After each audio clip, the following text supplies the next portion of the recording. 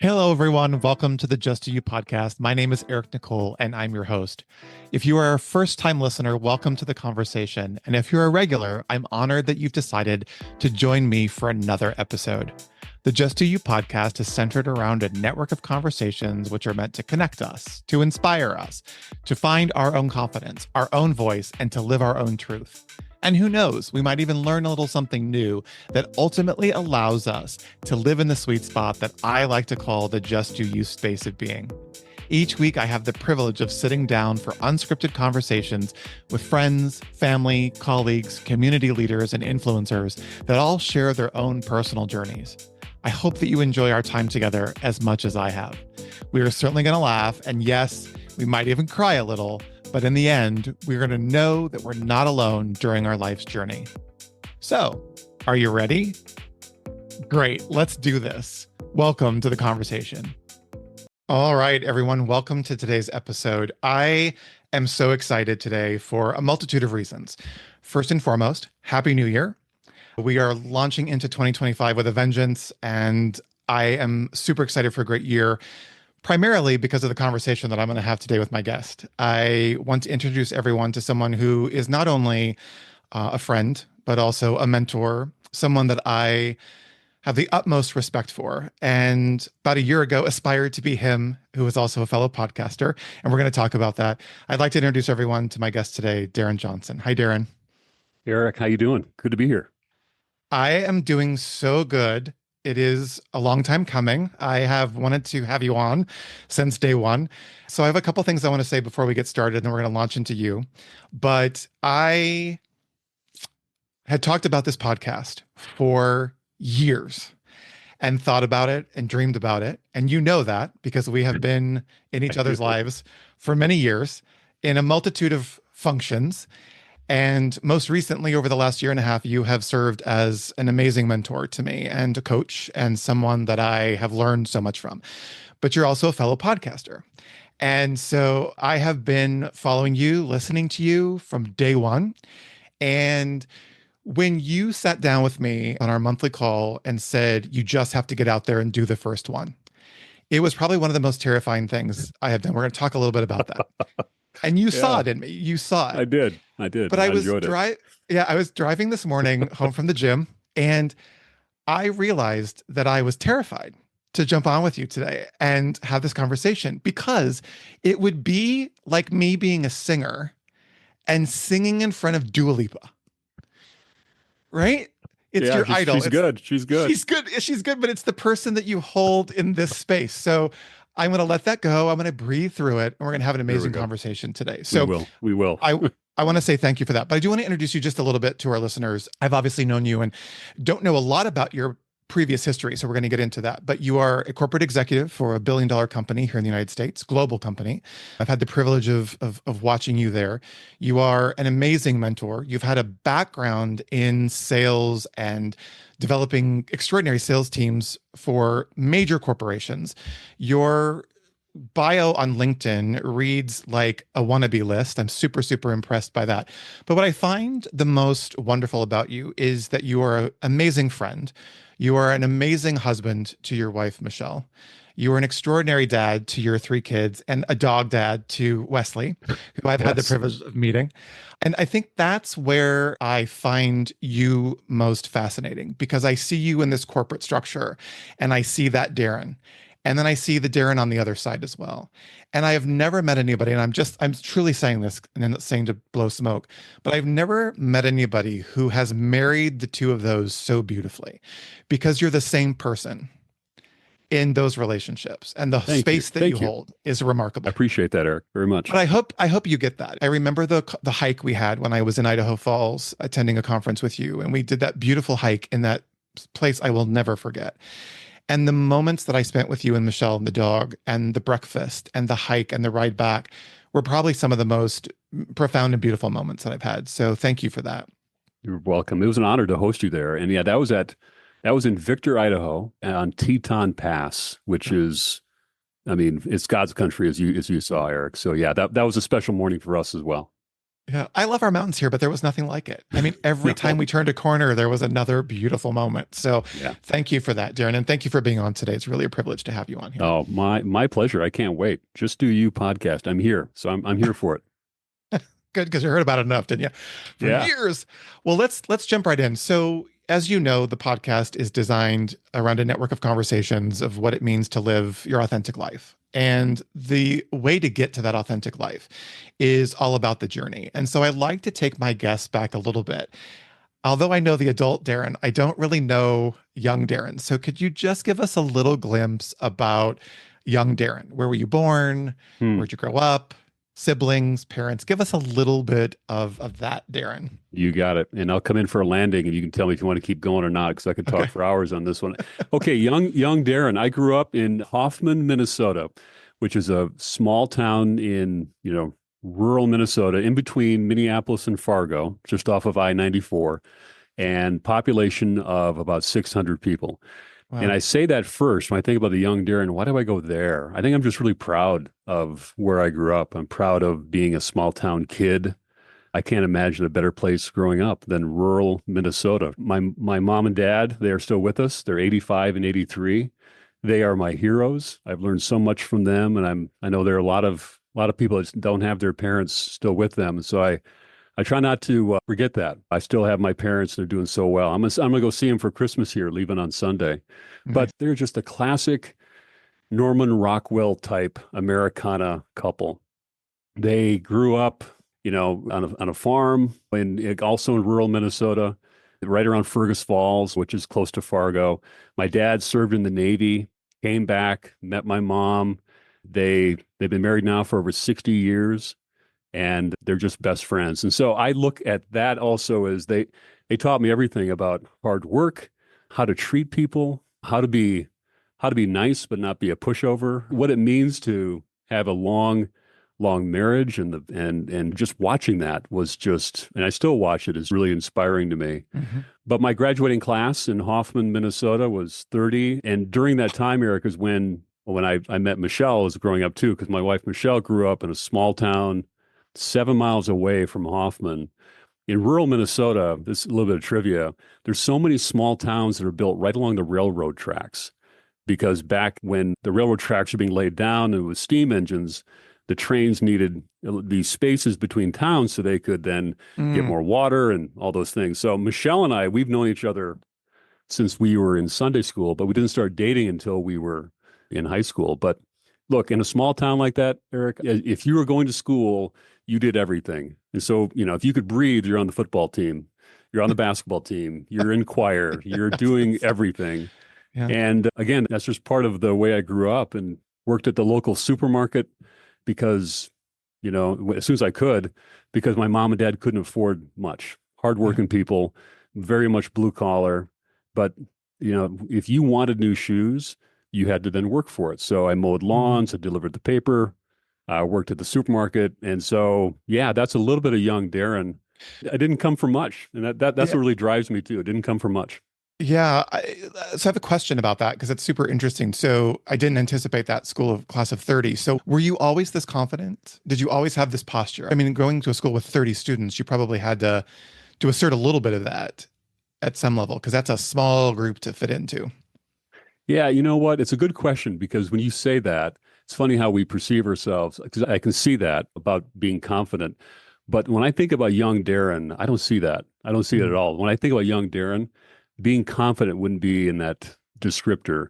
In grade school, I had a stutter. I still have it. If you listen to the podcast, even this conversation, some words trip me up. And Mm. so when I'm editing the podcast, I get really self-conscious, Eric, about it, where I'll be listening for that stutter. And Mhm. I just need to learn to let that go. It's okay, but Mhm. that's a remnant from the young Darren. But yeah, in that small class, you do start learning that you can do a lot of things because you have to, even though you're not necessarily built to be the quarterback of the football team. We need a quarterback who can throw the football, and so Darren, you're in. So I do think there's more. You can't hide like in a Uh, big class. If mhm. you can hide Yeah. and not step into it, because you can. But when you're just a small group, it's all hands on deck. And then also there's a family. It's like a brotherhood, sisterhood with your classmates where they are your best friends. And now Mhm. you're just going through life together. And Mhm. yeah, I haven't thought of it for a long time, but yeah, it was just a beautiful, magical time to grow up. Mhm. Eric, I was just talking to a friend of mine this morning. I was working out as well, and he's my trainer also, but we were lifting weights. And on the stereo, on the Sonos speakers, came Bryan Adams' "Summer of '69." Oh, And geez. and I stopped and I said to my trainer, who's much younger than I said to him, "Okay, I just want you to imagine I bought a Pioneer sound system and I brought it home and I hooked it up. Cost me $500, a phonograph, nice needle, and the first album I bought was Bryan Adams' Summer of Oh my '69." gosh. And That's if you crazy. know, you know. It was just a magical time. So Yeah. anyway, I digress. No, I asked the question. I want to know, did you give any thought to what Darrin would do in the future at that point? Because it's such a small town. I mean, this is different than the situation I grew up in a suburb of Los Angeles with a couple hundred, students in the graduating class. It's very different. Yeah. You have to fight for recognition. You have to fight for that spot, but you're also terrified because you don't want to be seen because you know you're a little different than some of the others. It's a whole different experience. But my aspirations were not where I'm at today at all. And I'm just curious if that's kind of your same experience. Yeah, it was. When I look back on it, I am I wish someone would have told me how big the world was back then Mm, because I remember going into the library at school when I was, getting into high school thinking, okay, what am I going to do with my life? I had no idea. There were in my town there was, police officer, a police officer, there were the teachers, but it's like what do I do? I had no idea that the world was as big as it was. So the option for me to go to college I thought was to go to Fargo, to North Dakota State University, or to, St. Cloud, Minnesota, which had a smaller college. But to think about going to Minneapolis, the University of Minnesota, or University of Michigan, or going to California, I mean, you could have just well said, Darrin, you're going to go to Mars. mm, I had no, who was I to think I could even do that? So the world was very, very small. And only because when I went to college and then started getting into my professional vocation and career and started doing some things professionally, that the world started opening up. And so now when I'm doing the podcast or I'm coaching and talking to people all the time, I'm always thinking about, I want to put my arm around people and say, holy cow, if you only knew how big this world is and how big the economy is and how you could play a role in this. Because I didn't have that in high school at all. And I mm. wish someone had. I mean, it all worked out. I mean, that's probably why I'm so driven to keep growing and learning. But I do think a lot of people they're stuck in the paradigm of this one little silo, this little world. And if they Mhm. could just break out of that, that would be my hope for, for a young Darrin, but also for a lot of people. It's it's it's just such a great world. It is. And I think it's interesting though, because as you're talking and listening as well, I mean, small town, right? Very Yeah. cold in the winter. Don't know Very. how you do it. But growing up where I grew up, very insular as well, yet I was in the suburbs of Los Angeles. We didn't have a hugely diverse community. My family, Really? no, we didn't. My parents and my grandparents made an effort to introduce me to this bigger world. And even then, I still didn't know what the world could hold. That one day I'd be traveling around the world, going to Africa on safari or going to, Tulum and swimming in a cenote. I had no idea that that would be Yeah. part because it was my school, the community, the church, the sports activities, the choir, all of that was just there. Grandparents, everybody lived in the same town. All my cousins and aunts and uncles, we were all in this beautiful suburb of Los Angeles. But I remember the first time my mom took me down to LA downtown where my grandparents had a business, and it was a whole other world out there. And I was like, I can relate. whoa. Yeah, it was, but it really wasn't until college as well. And then after college that I was like, oh, yeah. So there's this bigger world out there. I was going to be a Hmm. teacher. I wanted to be a teacher until I Were you found how really? much money. Yeah, my mom was a teacher for 35 years and just impacted countless, couldn't even count how many students she made a difference in. And yet at the time, it's the 1980s. It was all about the preppy scene and it's all about a very affluent community. So it was, oh, so I have to have a job that pays so that I can drive this car, live in that house.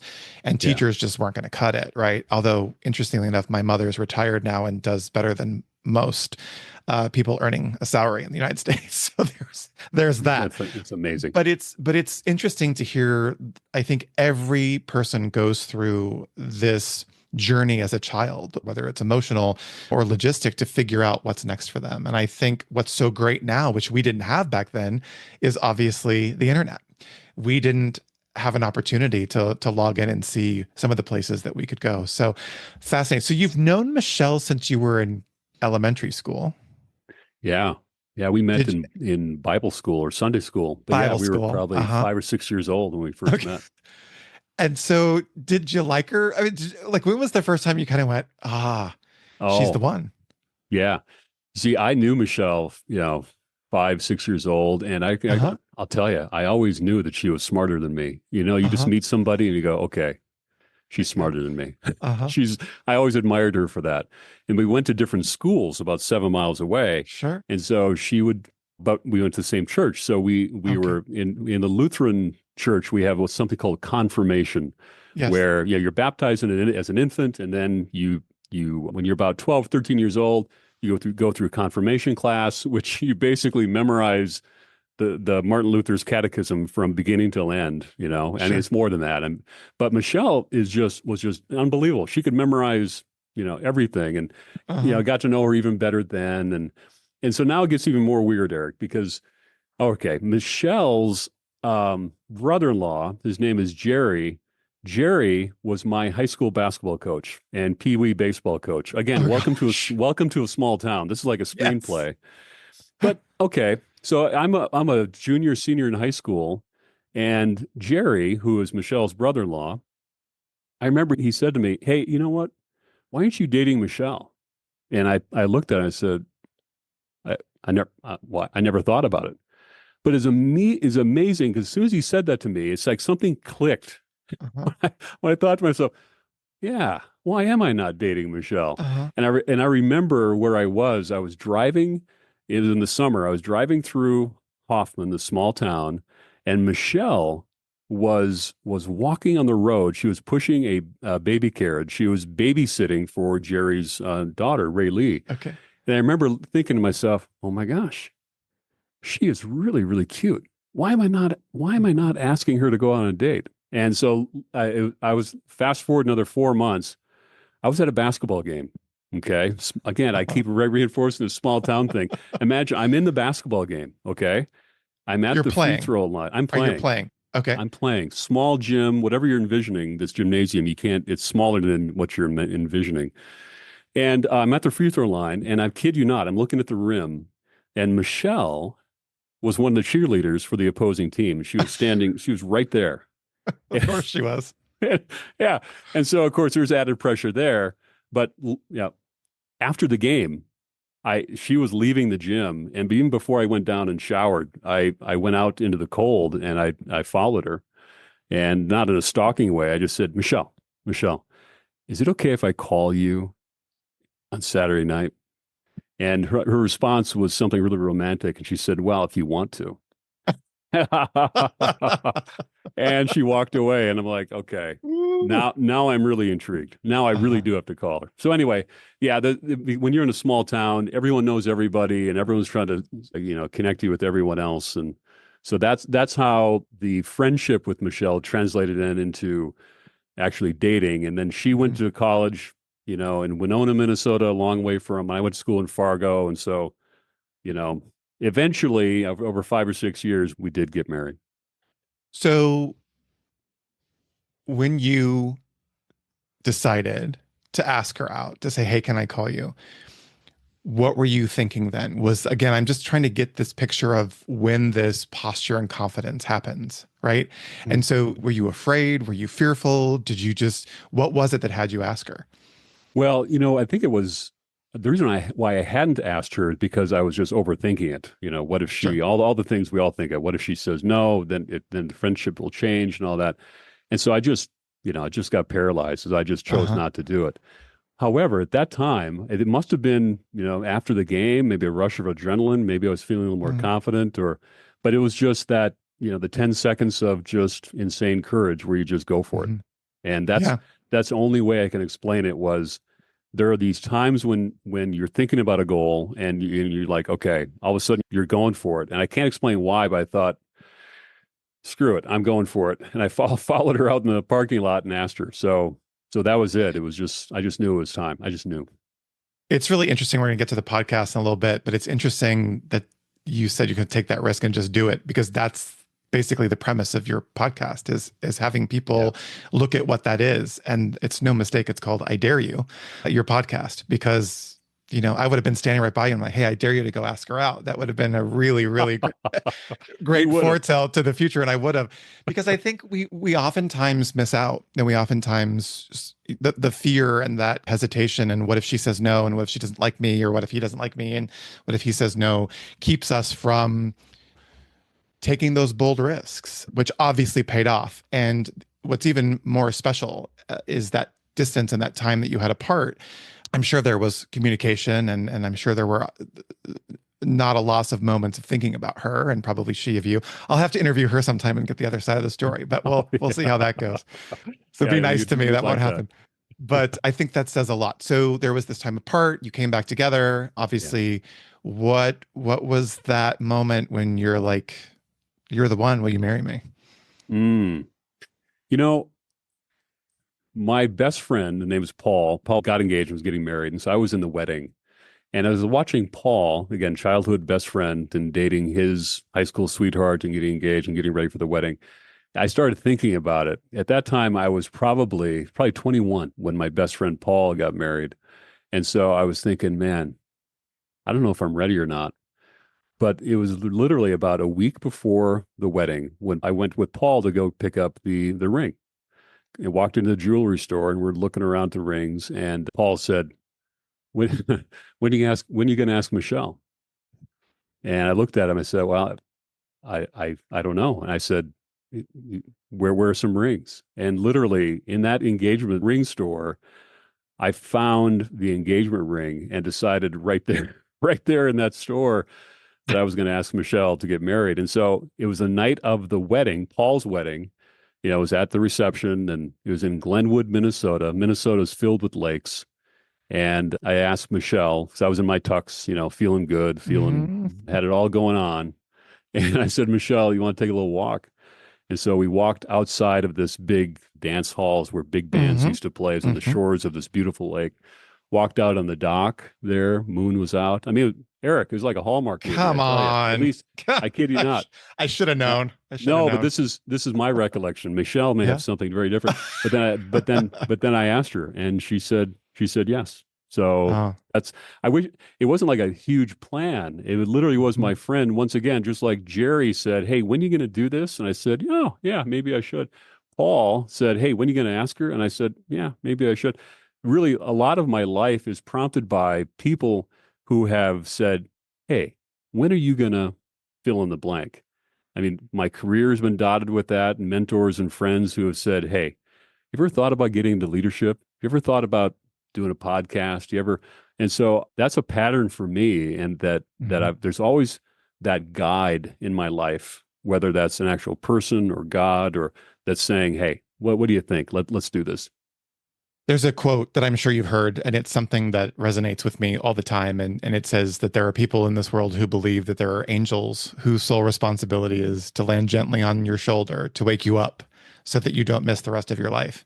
And I've always loved that quote. I've used it a lot. Sometimes I change the wording, and you were one of those angels or are one of those angels for me. However, you did not land so gently on my shoulder. So I'm glad that you have taken a few of those moments with people in your life and universe, God, and to get you to wake up and to realize that we don't know what tomorrow brings. We don't have that certainty that we think we do, and to take that risk and to really move forward into that. So, and I'm so grateful. I've said it a multitude of times, not only for that, but also for him sharing with you, because this relationship that you have with Michelle, as I mentioned when we started, is really beautiful. And I've only had a brief glimpse and moment into it, but there was this palpable energy between the two of you, and this energy that is rare.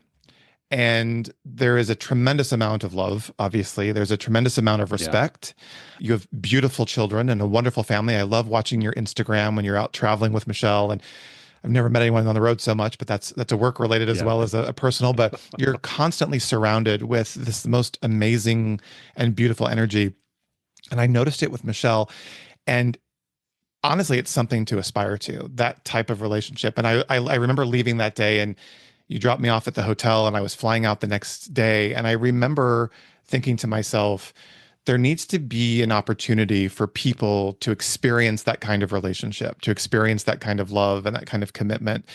I'm sure it hasn't been easy. I'm sure there have been moments of ups and downs, like every relationship. There isn't a relationship that Yes. doesn't have it. And with your permission, I'd love to chat with that a little bit. Michelle had a rather harrowing experience over the last couple of years. Do you mind sharing a little bit about what Yeah. that was like? And Yeah. we'll talk about that for a minute. Yeah. So Michelle, she has always been she's an athlete. And I mean, she is beautiful, she's smart, she's athletic, and she takes really great care of herself. And so I say that as a Mhm. setup because it was 6 years ago on a normal morning where Michelle was getting ready to go work out at the local CrossFit gym. And she's a And nurse. She was a nurse, yeah, correct? thank you. Yeah. Yeah, no, she's an ICU nurse. Thank you for that. I mean, just a phenomenal nurse. Normal morning, said, "Hey, Michelle, I'm out of here. I'll see you tonight. What's for dinner? Yep, see you. Bye. Okay, kiss. I'm out the door." And about 3 hours later, I get a text message from our trainer saying, "Hey, Michelle's in trouble. She's not doing well." And so I drove quickly over to the facility, and there she was. There was Michelle, who is never down for the count, but she was down for the count. She was laying on the ground at this CrossFit place, and she was throwing up in a bucket. And I said, "Michelle, hey, what's going on?" And Michelle looked at me and she said, "I'm having a brain bleed." And so she's taken care of patients like this her whole life, but she had this intense headache, got nauseous immediately, and just dropped to the ground. So I quickly drove her to the hospital, the ER, which I probably shouldn't have, but I did. And they did a CAT scan on her. And sure enough, she had a brain aneurysm, which impacts a lot of people every single year, a lot of healthy people. And she was one of them. And so they did the CAT scan, and she said, okay, she has a brain aneurysm. It's a subarachnoid hemorrhage, which is something that is bad. And so they said, we can't handle it here. And so they air flighted her down to Salt Lake City, and she was on the helicopter, and she was gone. So at that point, our life completely changed, Mhm. obviously. This thing, this was never part of the plan. And so I was immediately, it's like, what in the world? And up till that point, we've never really had any huge loss in our family or any type of, illness. And so it was game on. And so Michelle was on the flight heading down to Salt Lake. And so I immediately hopped in the car and just started driving to Salt Lake, which is about 3 hours away. Yeah. And I didn't know any of this. So I've never been more scared in all my life because I didn't know if she was going to make it or not.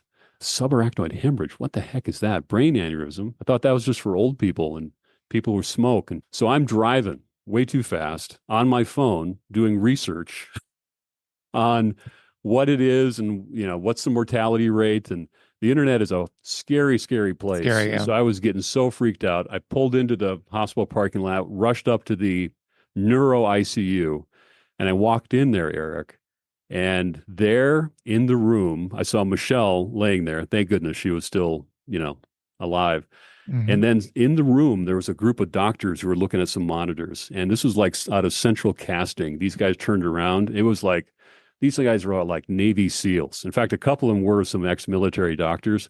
I just had this feeling immediately that, okay, whatever's going on, these guys can handle it. I mean, I had a lot of faith in them, but they told me what was going on. They were going to do a brain surgery on her to try to repair the subarachnoid hemorrhage and the brain aneurysm. And fast forward, she was in the neuro ICU for 30 days.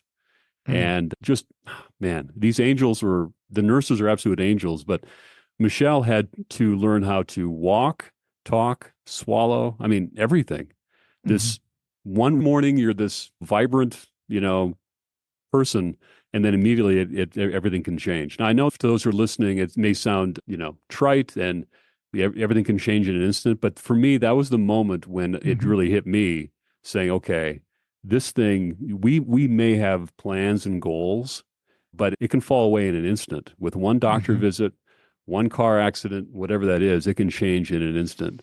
So the through that whole process, Michelle was in rehab for another 30 days in Salt Lake City. I'm so proud of her because that girl I fell in love with in high school, that cheerleader, she grew up similar to me, where it's that high drive, that grit. You got to just figure out a way to make it happen. She brought that into her rehab, and she just learned how to do it all again. I mean, I could talk for hours about it, but when I look at her right now, she still has deficits. One of the deficits could have been, though, she could have not been here, or she could be in a Hmm. nursing home. But one of the deficits she has is that it's the impact, where the hemorrhage was, it Hmm. impacts language. And Sure. so she cannot read very well or write, and some of her memory is off. Long-term memory is still there, but Hmm. aphasia is there. So she may be talking about 80s rock band. She thinks she said Def Leppard, but she actually said Motley Crue, but the Hmm. brain didn't pick it up on that, which I do that right now. So it's not that big of a deal. But I'm so proud of her. For the people who meet her for the first time, you probably wouldn't know that she had a Hmm. brain aneurysm, but it's a traumatic brain injury. Yeah. So as her husband, I know. So Yeah. I have this dual thing in my mind. When I say the old Michelle, it's not derogatory. It's not a Hmm. slam.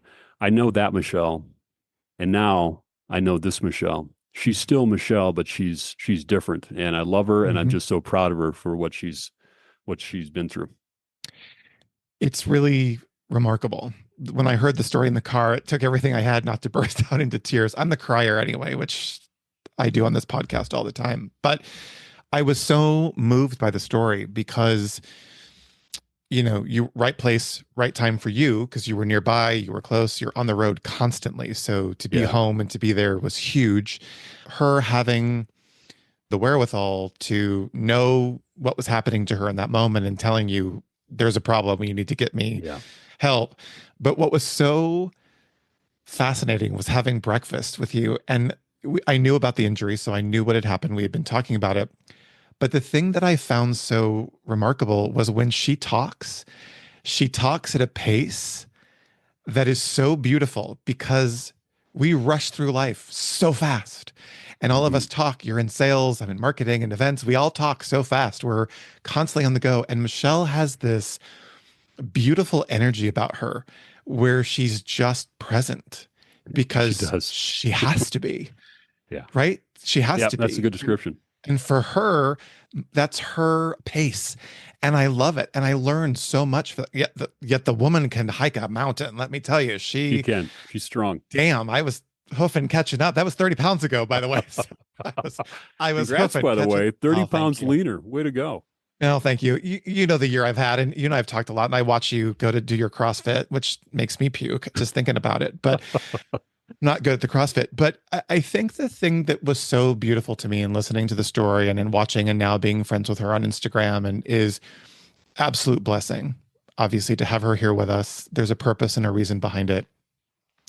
For But I sure. even now love the relationship that you have more because I've noticed a change in you as well. Obviously, I've noticed there's a little shift in importance. You've lived this amazing life with this amazing career, very much on the go, very busy, leading people in a myriad of ways as a mentor, as the head of sales, creating sales team, all of that. I watch Yeah. you. I've watched you. I've seen you stand in front of a room of thousands of people and stand up there and talk like you're talking to me here today, the most effortless, right? And so there's this beautiful opportunity, I think, to now, not that you didn't before, but now really presence yourself in what's important and presence yourself in living your own authentic life.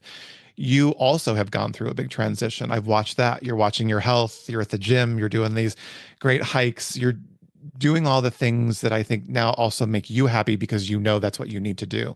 So I'm Right. super proud of you, not to be condescending, but super proud of you as well, because I've seen that little shift just in the years that I've known you too. We have to take care of ourselves and we have to take care of the people that we love.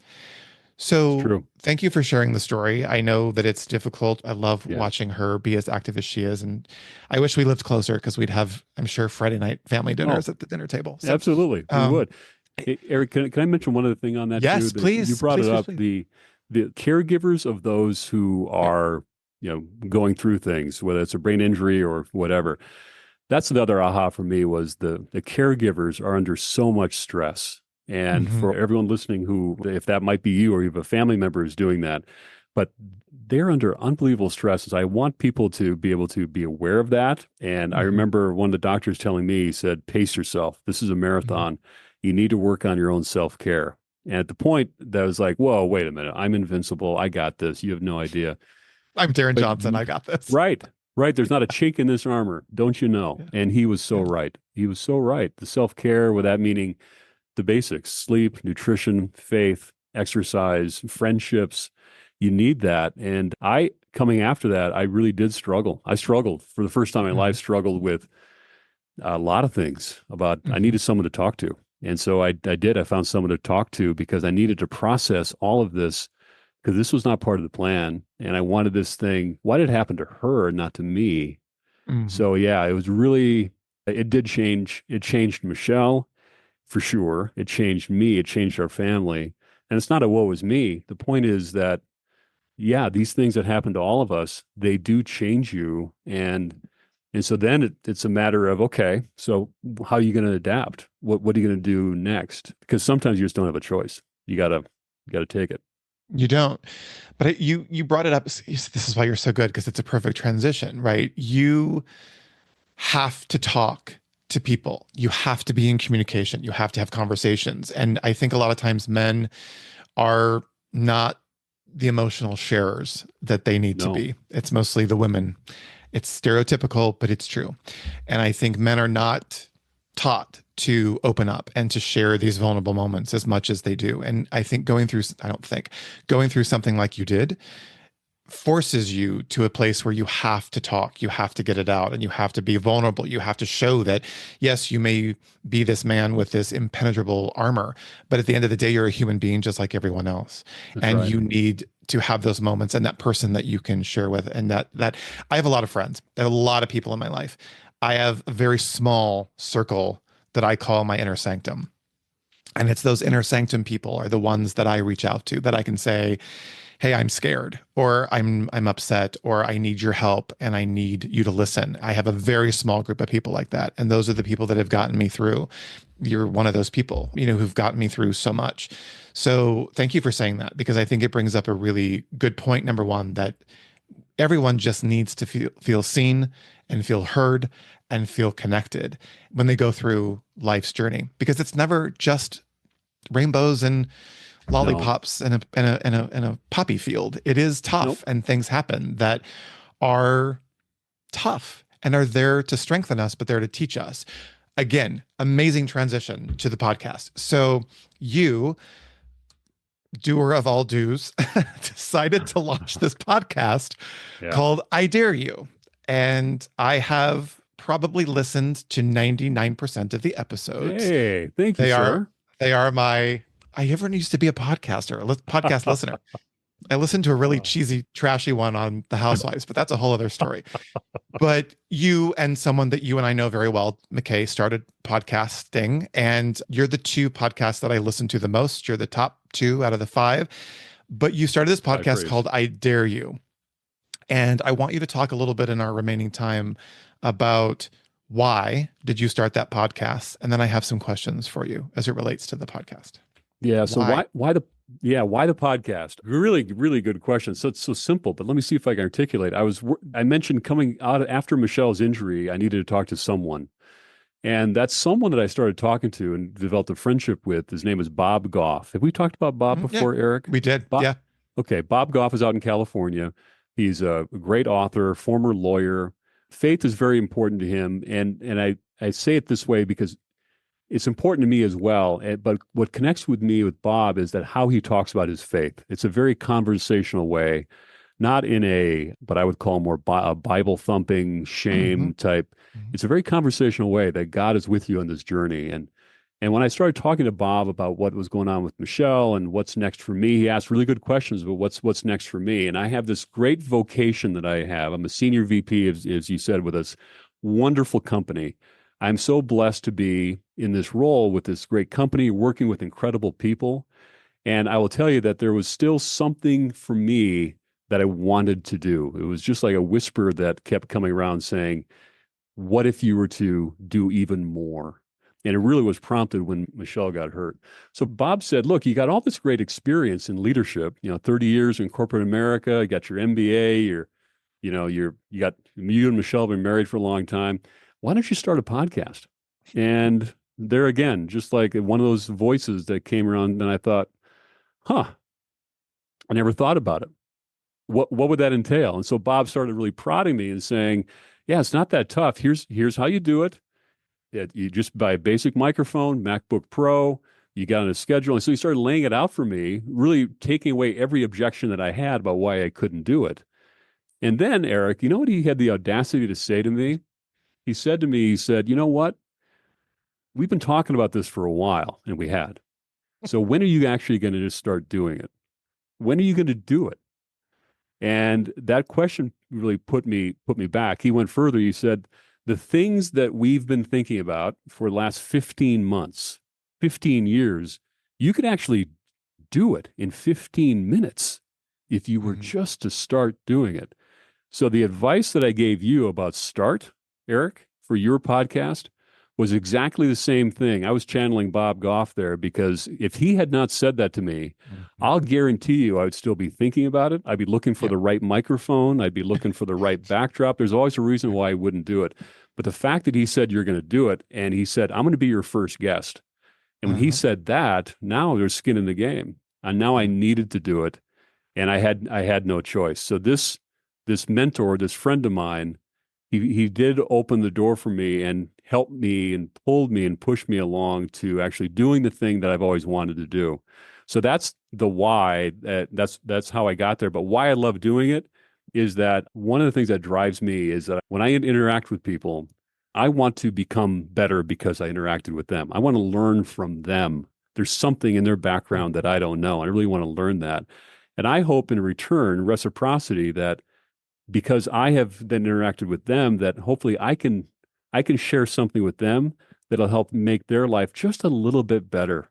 Not a whole pivot, but just a little bit better. And so I dare you then to do this one thing that could help you live just a little bit of a better life. Doesn't have to be a lot, but that has been such a tremendous outlet for me. And also it's in one of the biggest surprises, Eric, it's helped me become even better in my full-time vocation. So I am all over this on these passion projects and side projects. When you have something on your heart that fills you up and lights you up, when you pursue that, the other benefit is that, man, you become so much better at what you get paid to do. And that's been one of my big surprises. So I could talk forever about that, but does that get closer? It gets close, and you actually answered the question, because the next question on my list is what's impacted you the most, and I think you shared that. So I'll ask the question a little bit different. You've had some of the most extraordinary people on. I've shared with you moments I've been in the car and I've heard one of your guests say something and it hits me like a ton of bricks, and I have to like push pause and go back and then record it and write it down and send it to you and say, oh my gosh. And I remember driving in the car and listening to the guest. Couldn't tell you who the guest was because there have been so many phenomenal ones, but I've shared this with you before. He said, are you sitting in the back seat of your own car? Yeah. Is someone else driving your car? And Darrin, that knocked the wind out of me. Like, not that I know this firsthand, but a tackle on the football field. I had no idea that one comment. I was having a particularly difficult time at work with my job, with a client, feeling very out of control. And when he said that, I realized that the client was driving the car of my own company. I wasn't driving the car. The client was driving the car. I bought the car, but he was driving it. And it changed my world. And I shared that with you so many times. And I think, what's great about the guests that you've had on, and they've been so varied, they've been so diverse, is that, and what I find so fascinating about you and also about McKay, is the timing of the episode is brilliant. I don't know how you do it. I've had the same thing said to me. Some of these episodes are like, how did you know? I was going through the very same thing that week. But I think it's because we live in very insular lives. We live very much in our own bubble, and our bubble contains all the things we have to do, the places we have to go, the goals we've set and haven't met. And the thing that I love about I Dare You is it causes you to think. And I know that's what good podcasts are for. The podcasts are designed to have you stop and go, oh, wait a minute. That's a different way of Yeah. looking at something. Or I've perceived that incorrectly. Maybe if I look at it this way.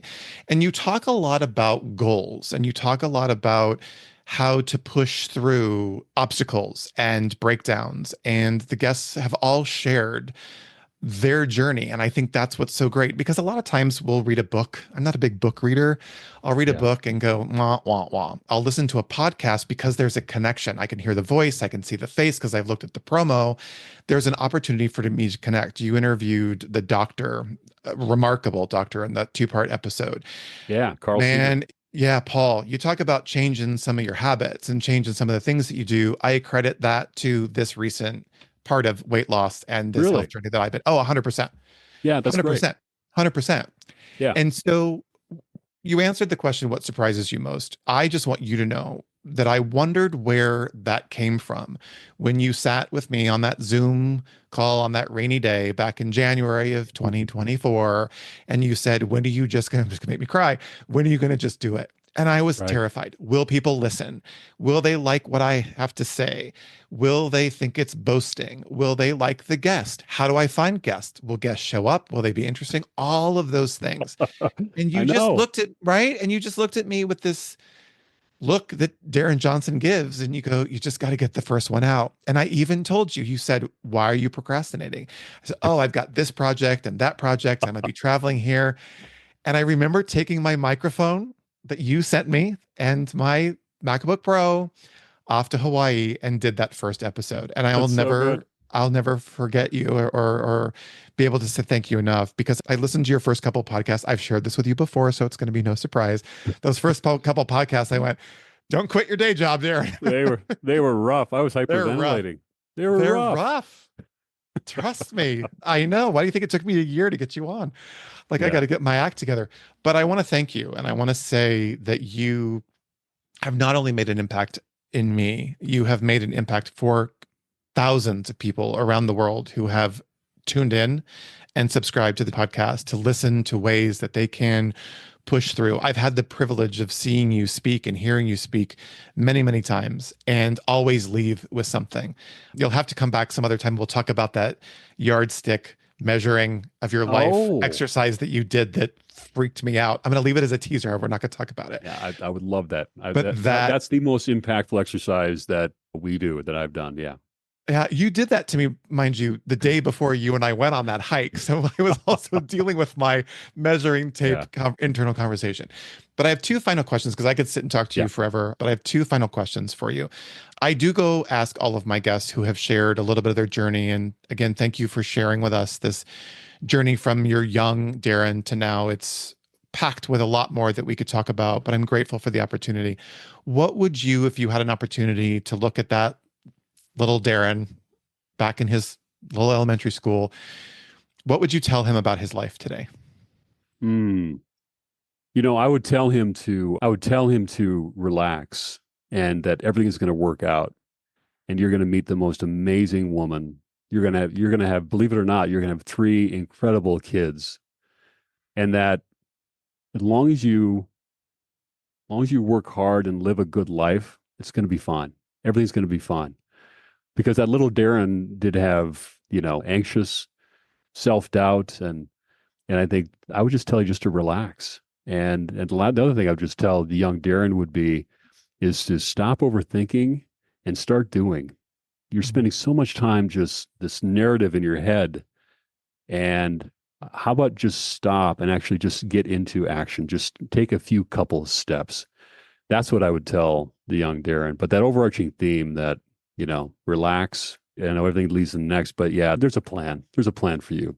God's got a plan for you. Have faith, follow his lead, and just keep moving. That's what I would tell young Darrin. I would love to see young Darrin's face when the adult Darrin is standing up in front of thousands of people that cheer when he walks on stage because they know what's about to come. See, I get emotional thinking about it. But I'm super grateful that that young Darrin had this upbringing that he did, that he had the opportunity to, again, deal with some obstacles that he saw in his life, to push through, to push forward, to deal with this stutter that I still can't hear, to meet this beautiful woman who became your wife and partner in life and in crime with your daughters and the remarkable life that you've lived. I say this a lot, and I say it not as a cliche, but the world is a better place with Darrin Johnson in it. And my world is a much better place. See, it gets me so emotional to say thank you for what you've done for me and for the many people who you've touched. I'm honored to have you as a friend.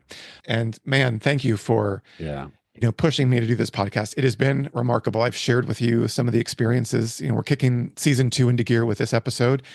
I know it's going to be a year filled with amazing connections and conversations. So thank you for that. I really appreciate it. Well, Eric, I have to tell you too. Please. Look, I'm just so proud of you for what you've done. I'm just so proud of you, and I love you so much for what you have done and what you are about to do, and so I appreciate your friendship very much. But again, with you stepping into this and creating this type of a podcast, and season 2, it's fun to see. It's amazing how they all just kind of add up. Before you know it, you look back and you have 40 plus episodes. But just know that I'm just really proud of you for being part of the solution here. Well, I appreciate it, and leads me into my last question for you, and then we'll wrap this up. You're how many episodes in now? 180 153. 153. Wow. What do you 153. That's amazing. Yeah. So at the end of every episode, your podcast is titled I Dare You. At the end of every episode, you asked your guest, what's their dare for your listeners? So I'm going to turn around and throw it right back at you as we wrap this up. What's your dare for us for 2025? Yeah, I would dare you to, whatever your 2025 goal is to get into action. I mean, we all are thinking of something that we want to accomplish. And it's that narrative, that loop that keeps coming around. Every time it comes around, there's a little bit of self-doubt or social comparison or whatever that narrative is that we all have. It's normal. Yeah. But now find that point to say, okay, I'm going to stop the loop and I'm actually going to get into action. And when I say that, it doesn't mean huge steps. It could just be one small thing, sending the email, having the conversation, making the phone call, signing up for that race, whatever it is to you. I dare you to actually get into action and stop the narrative going around in your head. That's my I dare you. Super powerful. Super powerful. And I'm going to dare my listeners also to take some time to listen to your podcast after they've listened to mine. They can go over and listen to yours. Of course. So we're going to put the link to your podcast in our social media. Darrin, thank you for your time today. And thank you for giving this glimpse into your world. It's an honor and a privilege. And I just can't thank you enough. Eric, it's been a real honor to be on the podcast. And yeah, let's do this again. And I love you. I'm proud of you. And thanks again for this invite. This has been a lot of fun. Okay. Until next time. Say hi to Michelle for me. I'll do it straight away. All right, everyone. Thank you again for joining us on today's episode. I hope our conversation resonated with you like it did me, and I cannot wait to sit down with you all again next week. Remember to subscribe to the Just You podcast on your favorite platform so you can make sure not to miss a new episode, which drop every Thursday. If you like what you hear, you can easily share the podcast and episode directly with your friends. And if you would, rate us and leave us a review. We'd love to hear from you. You can also follow us on Instagram at JustDoYouPod. As you go out into the world today, remember to just do you. All right, talk next week.